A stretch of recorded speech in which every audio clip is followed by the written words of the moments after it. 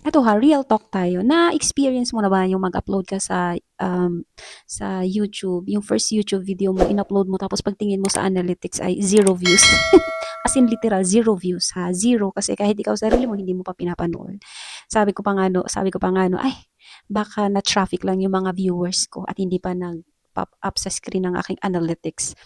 Kaso wala talagang nanonood eh. At doon ko naramdaman, no? Doon ko nasasabi na ang hirap pala magsimula. Pero eto nga, ngayon, still fighting. Still fighting tayo, di ba?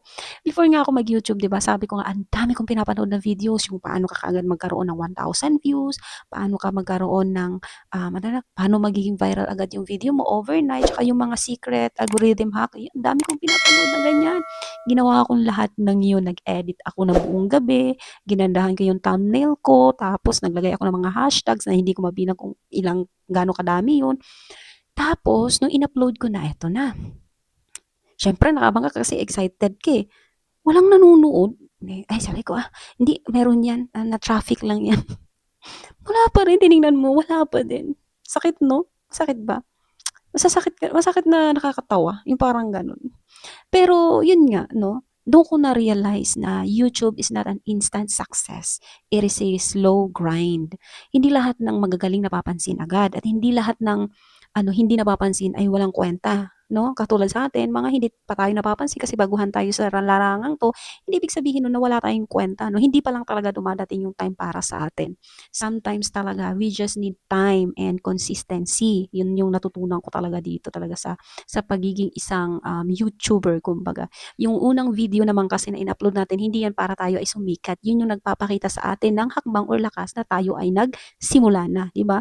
Zero views, darating lang naman yan eh. Ang mahalaga nag-umpisa tayo at darating yan, darating ang tamang panahon para sa atin. Oo, yun yung ano doon. Yung mga pagkakamaling ko nga bilang isang baguhang YouTuber, andun yung parang nung in-upload ko yung video ko, naka-private pala. Tapos nung nag-edit ako ng 5 hours, wala palang, ano mo yun, naka-mute pala. Tapos nung nag-ano ako, nagre-record ako, hindi pala naka-play. Alam mo yun? Pero maganda na ano na lang ako habang tumatagal natatawa na lang talaga ako sa mga sablay ko kumbaga kasi lahat ng yun part ng journey yun eh. Part ng pagiging isang YouTuber yun at natatawa na lang talaga ako na ganun yung mga nangyayari pero may cross. Alam mo yun, nag-grow ako doon sa mga nangyayari sa akin bilang isang YouTuber kasi sabi ko nga, yan naman si Mr. Beast, yan naman si Kong TV, lahat yan dumadaan sa sablay at dumadaan yan sa zero views. Pero ngayon sikat na sila kasi ano naging susi nila? Yung consistency. Tuloy-tuloy lang sila. 'Di ba? Tuloy-tuloy lang tayo. Sila na nga, sikat na nga, tuloy-tuloy pa nga din. Tayo pa kaya nabaguhan? Ano, tumigil ka? Siyempre, ang makakaranas lang ng tagumpay, yung hindi tumitigil. Dati sinasabi ko, no, bakit kaya walang nanonood pa sa video ko? Ngayon, alam niyo po, sa totoo lang, iba na ang tanong ko. Paano pa kaya mapapaganda yung content ko? Ano pa kaya ang magandang value na maipamahagi ko sa aking mga manunood? Yun na yung ano eh, yun na yung focus ko eh, kumbaga. Kasi kapag inuna natin yung, alam mo, naniniwala ko na kapag inuna natin yung value, hindi yung views, talagang magbabago lahat ng pananaw mo bilang isang YouTuber. Kasi kapag genuine talaga tayo at makikita yun ng mga manunood, tatagos yun sa puso nila, tatatak yun sa kanila eh, at sila yung magiging loyal subscribers natin. Totoo yun. Tsaka, yun yung masarap na organic growth, hindi yung parang ang bilis mo nga mag-viral pero hindi ka naman nakatatak. Ano naging value mo doon, di ba? Yung bawat subscriber natin, pinaghihirapan natin. Bawat numbers of viewers, pinaghihirapan natin. Yun yung organic growth kumbaga. Eto pa, at pag may nag-comment pa doon sa video mo na nagpasalamat siya, alam mo yun, na may natutunan siya, mini trophy na sa atin yung mga baguhang YouTubers. Kasi ibig sabihin, meron tayong isang tao na kung saan pinili tayong panoorin at nagkaroon siya ng inspirasyon dun sa video natin. 'Di ba? Yun yung maganda dun eh. Kahit may mga araw na parang gusto na nating sumuko, o kahit ako minsan sabi ko, "Ay, tigil ko na nga ito." Pero 'pag naisip ko yung may isa na ngang tao na nagpasalamat sa akin eh. Paano pa kaya, 'di ba, kung umabot pa 'to sa maraming tao, 'di ba? Or baka mamaya mag-viral din naman yung video ko, 'di ba? Paano yung content ko may na-inspire na pala ng mga tao. So yun yung parang naging motivasyon ko din para hindi tumigil sa pagbibigay ng video na may value kumbaga.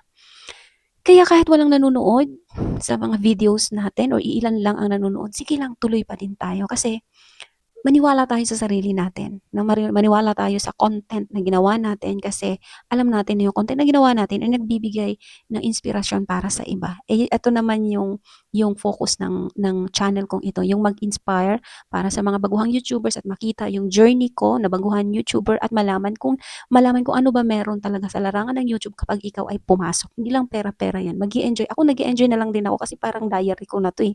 Na nagsasalita ako dyan, na i-share ko yung karanasan ko bilang isang YouTuber. Natatawa ako na nai-inspire sa sarili ko na, ay, kaya ko pala.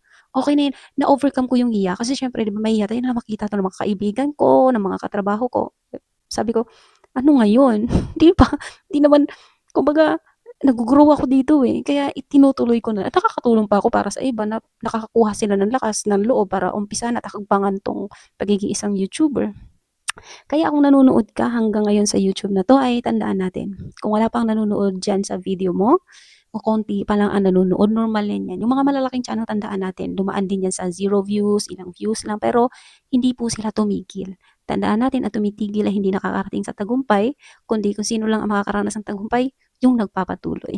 Kaya kung relate ka sa videong 'to, comment ka naman diyan sa baba, sabi mo, "Relate ako at kasama mo ako." 'Di ba?